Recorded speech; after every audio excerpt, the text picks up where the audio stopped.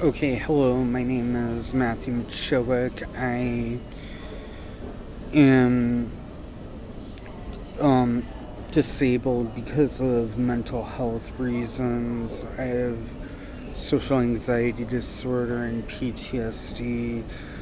The problem is I need a lot of medical procedures that I can't afford. Um, Mainly, the first one has to do with the dental work. I would need to raise the funds to get dental work, to get basically a whole mouth replacement of implants, because I can't do dentures because I have a very strong gag reflex, and every dentist I've seen won't give me dentures for that very reason. Um, because of that,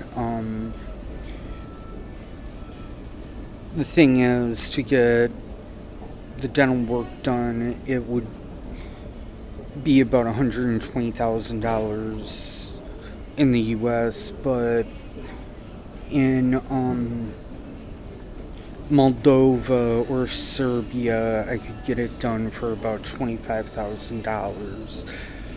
The reason why it's so much cheaper over there than here is because of what the market is willing to bear over there versus over here. Another issue I have is I have some sort of sinus issue that every time I see an ENT, they just blow it off on some sort of something else, despite the fact that I usually get between 4 and 8 sinus infections in a given year. And people with chronic sinusitis actually have as poor a quality of life as someone with congestive heart failure. I also have some issue in my lower leg that the only treatment I've been given an option for is prescription opiates, but I'm an opiate phobic because I know too many people who have started taking opiates even at lower doses, and within 3 months have begun using heroin. So that's why I really don't view opiates as an option. And I also have a rib cage issue that I know it's there, but I can't even, because it's happened because of chronic and cumulative issues. My insurance company won't even let pay for a doctor to x-ray it and to see if I can actually get some treatment. And I also have hairline fractures from wrestling in from here to here. And when I say wrestling, I'm talking high school style wrestling. Again, even though this happened a while ago, it just seems to get worse and worse as I grow older. I'm 41 years old, by the way. I live in Milwaukee, Wisconsin, and as far as travel goes, traveling to either Chesnia or Beograd, I'm going to need about $150,000 to get everything done. Now, of course, you have to look at the first person who gets paid on that is Uncle Sam, because of course when it comes to giving, this money isn't free. GoFundMe takes their cut, and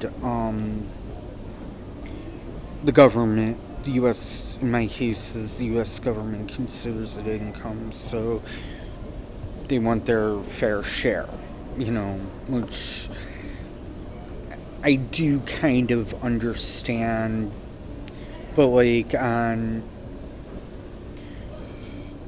the flip side is, if you can get 10 different people to give you gifts of $15,000, you could get that money without having to pay taxes on it on either side, but you'd have to send it to someone in a check.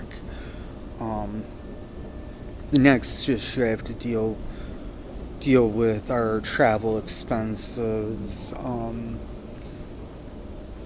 Going into Belgrade, or there's a limited number of airlines that fly to Chechnya, and on the way back, you're from what I've seen, you have to spend a night in Warsaw, Vienna, or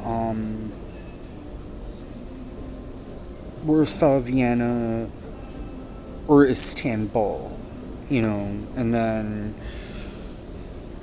other things from there. Hotels in a hotel in Chechnya, you can get a decent hotel for about $40 a night. I mean, the only real expensive hotels there are the Birds Hotel, the Courtyard, of course, and then the Radisson Blu. In Belgrade, generally, even though there are hotels that go for $200 a night, generally you can get a decent place for about $70, even though there are some dental clinics that will throw in your lodging for an apartment for free while you're there.